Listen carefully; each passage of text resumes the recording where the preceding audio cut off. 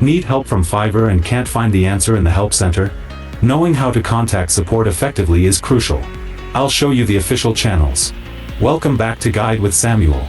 Fiverr Support is your go-to for account issues, disputes, and technical problems. The best way is through the Fiverr Help Center.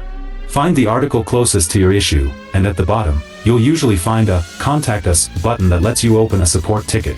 Be prepared to provide details like your username, order numbers, and screenshots of the problem. A crucial pro tip: be clear, concise, and polite in your ticket. Support agents handle many requests. A well-written ticket with all the necessary information gets resolved much faster than a frustrated, vague message. And just like that, you can get the help you need to resolve issues quickly. Knowing how to contact support saves you time and stress. What's the most helpful resolution you've gotten from Fiverr Support? For your final question, subscribe for our next video on how to prevent Fiverr account hacking. Thanks for watching.